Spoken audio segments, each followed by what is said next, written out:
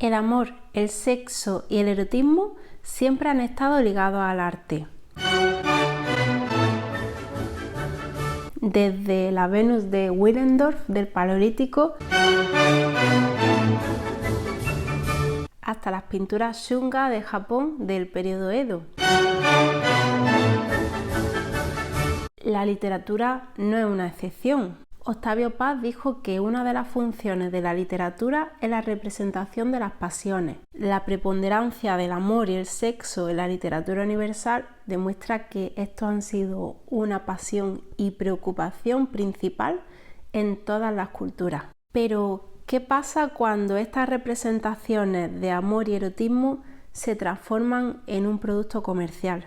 La literatura romántica es uno de los géneros más vendidos en España y en todo el mundo, moviendo miles de millones de euros todos los años. Las historias de amor dominan las listas de bestsellers y también las redes sociales, y ha provocado la viralización de un subgénero o tendencia, el smut, spicy o literatura erótica escrita por y para mujeres. Para algunos, la popularización de la literatura erótica, que a menudo se mezcla con otros géneros como la fantasía, es una consecuencia natural y positiva de la participación de las mujeres en la industria literaria, un signo de empoderamiento y libertad sexual. Para otros, significa la sustitución de la literatura por porno literario, con historias con la misma profundidad que películas del destape como El fontanero, Su mujer y otras cosas de meter. En este vídeo vamos a analizar el auge de la literatura erótica y a intentar trazar la línea entre erotismo y pornografía. ¿Qué hace que una escena romántica sea erótica o simplemente sexo? Pero antes que nada quiero recordar que esta es mi opinión. No hay que criticar lo que la gente lee, que cada uno lea lo que quiera. Totalmente de acuerdo con lo primero, que cada uno lea lo que quiera, pero la crítica literaria es algo que ha existido de toda la vida y no va a dejar de existir. Y de la misma forma que todo el mundo debería tener derecho a leer lo que quiera, todos tenemos también derecho a criticar y opinar lo que nos dé la gana. Hay muchas cosas que me encantan y cuando escucho una crítica sobre ellas, pues a lo mejor me da así como escozor por dentro. Pero me aguanto. Empecemos con el vídeo. Sexo y erotismo. Para hablar de este tema, primero tenemos que definir qué es el erotismo. La RAE lo define como lo que excita el placer sexual o la cualidad de ciertos hechos y situaciones que estimulan la sensualidad. En su ensayo La llama doble, Octavio Paz define el erotismo como una metáfora del sexo, una sublimación del instinto de reproducción. La sexualidad es animal. El erotismo es humano, es un fenómeno que se manifiesta dentro de una sociedad y que consiste esencialmente en desviar o cambiar el impulso sexual y reproductor y transformarlo en una representación. Es sexo y otra cosa. La palabra erotismo viene del griego Eros, el nombre del dios del amor. Eros era el hijo de Afrodita, la diosa de la belleza, el amor y la sensualidad. Afrodita estaba terriblemente celosa de la belleza de una humana, Psique, y mandó a su hijo Eros a lanzarle una de sus flechas para obligarle a enamorarse del ser más horrible del mundo. Do you ever look at someone and wonder what is going on inside their head? Chulo tú, chula yo. Tú estás bueno, yo más. Yo pienso que por yo ser rico, por ser guapo, las personas tienen envidia de mí. Pero Eros se enamoró de Psique. Desobedeció a su madre y se la llevó en secreto a su castillo. Y cada noche Eros iba a visitarla. Solo le impuso una condición: nunca debía encender la luz para ver su rostro. Y así durante mucho tiempo Psique se encontró con Eros en la oscuridad, sin conocer el aspecto de su amante. Aunque en la literatura occidental antigua y medieval encontramos obras con contenido sexual o erótico, no abordan el tema de forma explícita. Se centran más en el lirismo, la sátira o la comedia, pero no lo representan de manera gráfica. Y no fue hasta más tarde cuando aparecieron las primeras obras puramente eróticas que han llegado hasta nuestros días. Algunas de las más conocidas son Fanny Hill, la obra del Marqués de Sade, que estaba un poco oído de la cabeza, o El amante de Lady Chatterley. A diferencia de lo que sucede hoy en día, estas obras fueron canceladas, censuradas y sus lectores obligados a disfrutarlas en secreto. Igual que Psique debía encontrarse con Eros bajo el manto de la oscuridad. Pero Psique, al igual que nosotros, era humana. Y como para cualquier humano, el miedo a lo desconocido, el deseo de saber, especialmente aquello que está prohibido, se convirtió en una tentación insoportable. Y una noche, mientras su amante dormía, Psique se levantó, encendió una lámpara y descubrió el rostro de Eros.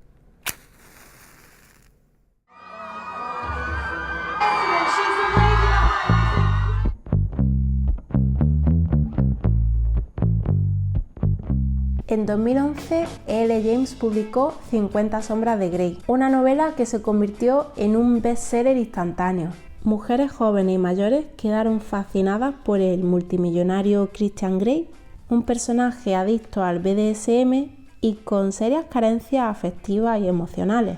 A raíz de su éxito, la literatura erótica comenzó a ganar una aceptación masiva y proliferaron las novelas que imitaban el modelo de 50 sombras, romances cargados de escenas explícitas, con dinámicas conflictivas y personajes que se ajustan a lo que ahora se llama el dark romance o romance oscuro. Pero la literatura erótica no era nada nuevo en 2011 y 50 sombras de Grey no es especialmente cruda ni original en cuanto al BDSM. Entonces, ¿por qué tuvo tanto éxito?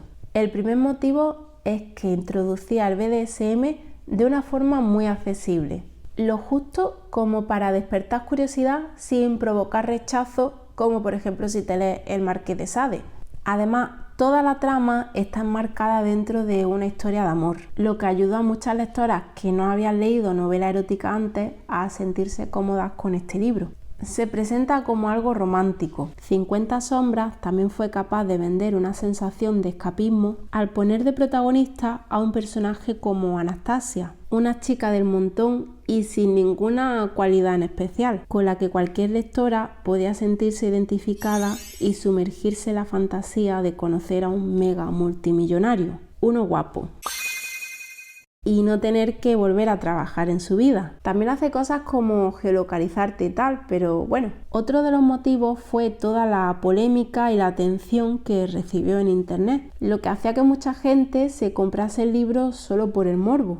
Pero en realidad, uno de los factores que más influyó en el éxito de 50 sombras de Grey fue el diseño de su portada. Y es que antes las portadas de las novelas eróticas y románticas eran mucho más sugerentes. Con un vistazo ya se podía saber de qué trataban y a muchas mujeres les echaba para atrás comprar esos libros en una librería o que les viesen leyéndolo en público. La portada de 50 sombras y todas las novelas del estilo que se han publicado después son muy sutiles, a veces resultan incluso infantiles. Así que mucha gente siente menos reparo a la hora de leerlas en público o incluso delante de su familia. Para las librerías y plataformas como Amazon también es más fácil exponerlas de forma visible, lo que hace que se vendan más. 50 sombras de Grey se podría considerar como el precursor de la novela spicy, que ha triunfado gracias a TikTok. La novela spicy es un híbrido entre la novela romántica y la erótica. Son historias de amor, a veces incluyen elementos como aventura y fantasía, que tienen distintos niveles de escenas explícitas. A partir de ahora vamos a empezar a hablar de la literatura spicy, pero me hice un lío y lo llamé a todo erótica. BookTok ha conseguido hacer algo muy bien y ha sido crear un espacio donde cualquiera puede compartir su opinión sobre sus libros favoritos de manera súper informal y relajada. Este ambiente así como distendido, donde sobre todo participan mujeres, ha creado un entorno perfecto para la proliferación de la literatura erótica porque se sienten mucho más cómodas a la hora de hablar de estos libros, lo que a su vez hace que se promocionen, se vendan más y las editoriales también se vean animadas a publicarlos, saturando el mercado de libros spicy, con sagas enteras construidas a partir de escenas picantes. Y es que con muchos de estos libros de verdad parece que primero se han escrito las escenas sexuales y alrededor de ellos el resto de la trama. Hay hasta un sistema de puntuación. Un chili son 2 besitos y 5 chilis es más 18. No más 18, más 30. Y no pasa nada porque alguien se quiera leer un libro que tenga 5 o 10 chilis. El problema viene cuando hay autoras que se ven empujadas a incluir escenas picantes porque si no, nadie las lee. La escritora Danielle L. Jensen, autora de Bridge Kingdom o El Reino del Puente, expresó que cuando publicó su libro en el año 2018 recibió bastantes críticas por incluir alguna escena explícita, pero los comentarios que recibe ahora son todo lo contrario. Muchos lectores la critican por incluir demasiado pocas escenas de sexo, y cuando antes le decían que su libro era bastante picante, ahora le dicen que no lo es en absoluto. Daniel también dice algo muy interesante, y es que en su opinión las escenas de sexo no deberían utilizarse a la ligera, sino que deberían ir creando anticipación y culminar en el momento en el que los protagonistas acaban juntos, como parte de la conclusión de la novela y para representar la unión emocional entre los dos protagonistas, porque en el momento en el que los dos protagonistas se acuestan por primera vez, la tensión se desvanece y es muy difícil mantener la atención del lector durante el resto de la historia, especialmente si el autor no se ha preocupado de trabajar el resto de la trama. Las escenas sexuales deben servir al argumento de la novela.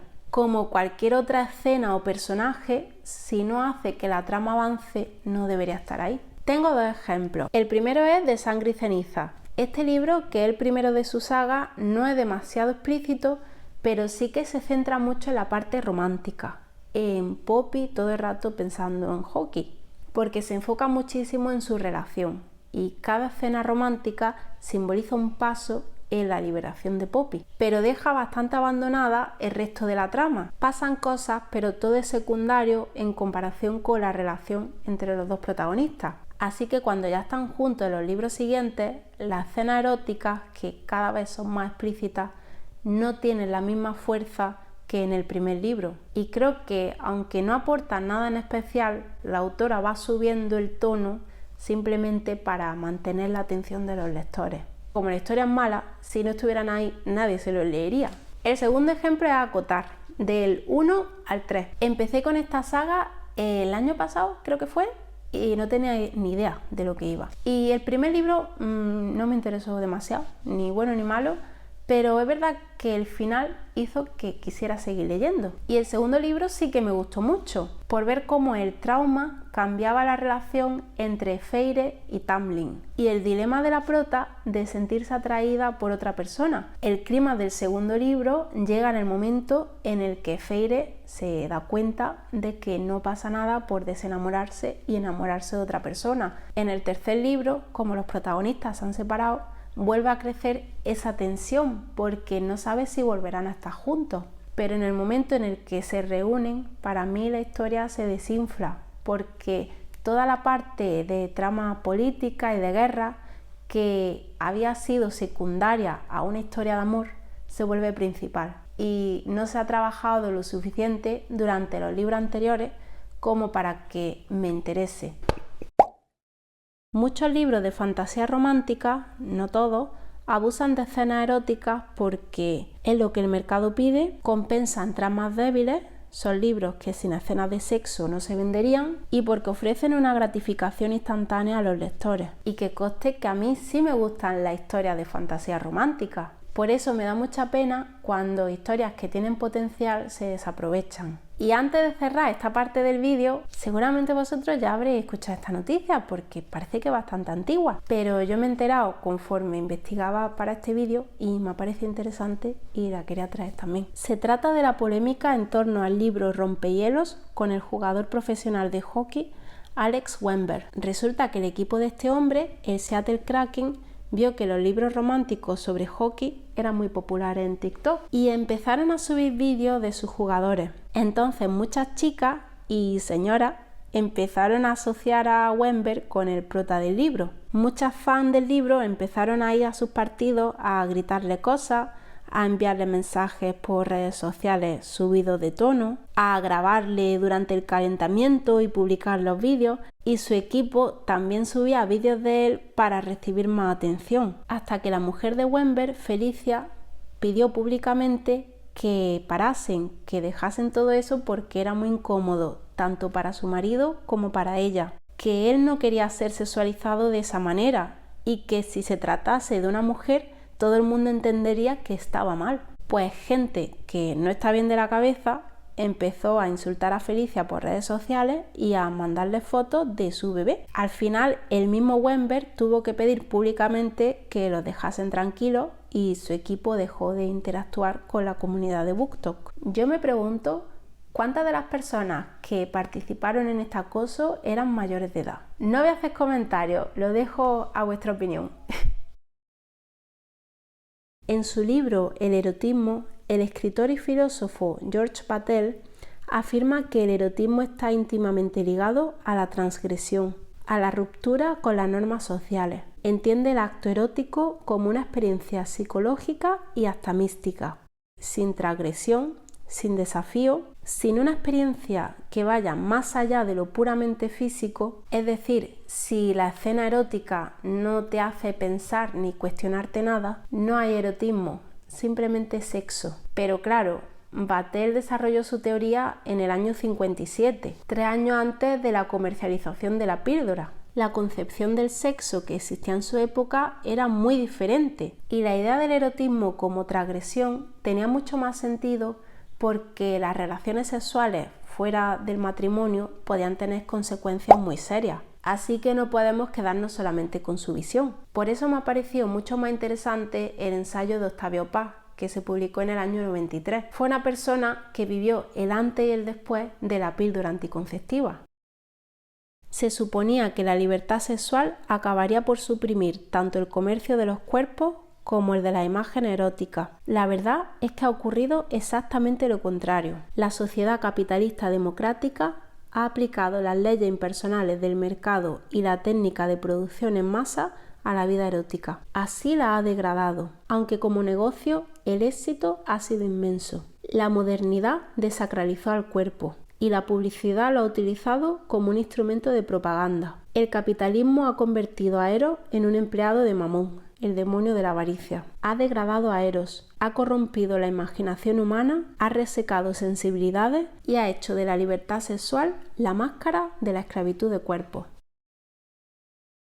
¿Cuál es mi opinión? Personalmente, no creo que la literatura erótica actual sea el fin de la literatura. En plan, hay más libros. Tampoco creo que sean un síntoma de liberación femenina. No creo que convertir el deseo femenino en algo con lo que se pueda comerciar sea un síntoma de liberación, es simplemente un negocio como otro cualquiera. Poder ir a la librería a comprarme un libro guarro no significa que la sociedad esté avanzando. Tampoco creo que esté mal que leas cierto tipo de libros solo porque tengan poca calidad literaria. Cualquiera tiene derecho a leer y escribir lo que quiera sin que le señalen con el dedo. El problema, si lo hay, es que leas siempre el mismo tipo de libro. De la misma forma que no alimentarías tu cuerpo siempre con el mismo tipo de comida, tampoco deberías alimentar tu mente con el mismo tipo de contenido. Tampoco te crea el rollo de que ahora solo hay basura y antes no existían los libros malos. La gente antes también leía libros malos. Lo que pasa es que muchos no se han conservado o se han convertido en clásicos, como El fantasma de la ópera.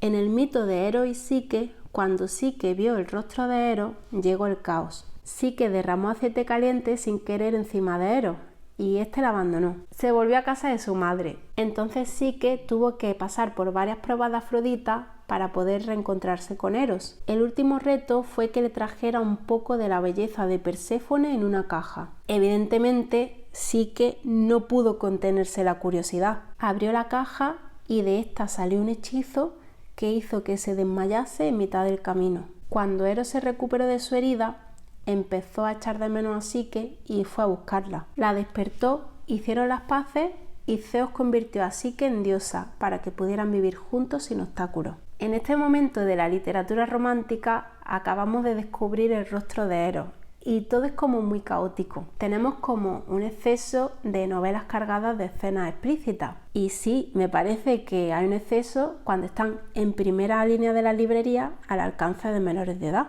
Pero yo soy optimista y creo que llegará un momento en el que todo se acabará calmando. Al final la gente se cansará de leer siempre lo mismo, porque estos son modas. Y la literatura romántica evolucionará como siempre lo ha hecho. Eros volverá a abrazar a Psique.